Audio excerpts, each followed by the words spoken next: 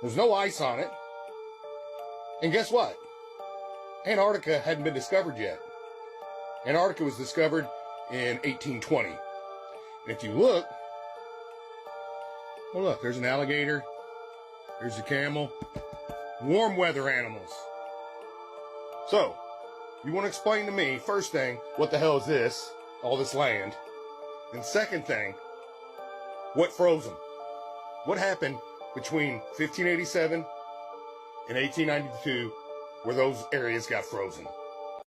Ooh, we might have done it again. We may have solved a biblical mystery. And whether you're religious or not, this affects you too. Right there on page 1 of the Bible, God created a firmament above the earth to separate the waters from the waters. And he called the firmament heaven. So if there's an impenetrable dome above us, space travel is virtually impossible. Many believe that NASA was formed as a diversion to keep people from nosing around from Admiral Byrd's discovery down by the South Pole. Admiral Byrd discovered land, lots of land, undiscovered land, down by Antarctica. But sadly, after his television interview explaining this, Byrd passed away. A year later, NASA was formed. A year after that, the Antarctic Treaty was signed by all 12 countries, making exploration impossible. Well, that seems suspicious. Many believe that Antarctica is actually an ice wall, a total circumference around all of our continent, keeping waters of the oceans in place. There are multiple maps just like this that depict a potential truth of what our world really is. There we are in the middle. Just beyond our ice wall lie other continents and another ice wall surrounding them. Beyond their ice wall, more continent and another circular ice wall. There are also maps like this one, showing multiple continents with ice walls around it that cover the surface of Earth,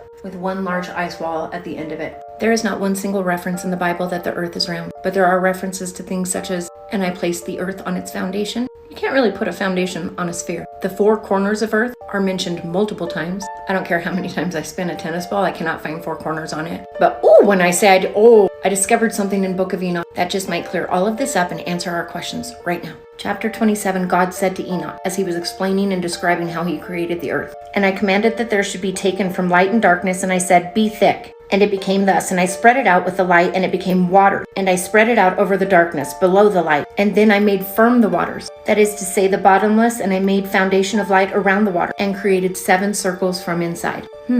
And imagined the water like crystal, wet and dry, that is to say, like glass. Well, I don't know about you, but that's a really good way to describe ice. Wet and dry water, like glass. Chapter 28. "And then I made firm the heavenly circle. I collected the sea in one place and bound it together with a yoke. And I said to the sea, behold, I give you your eternal limits, and you shall not break loose from your component part." He clearly told Enoch he made 7 circles of ice to keep the waters of earth within. And I think now we have our answer.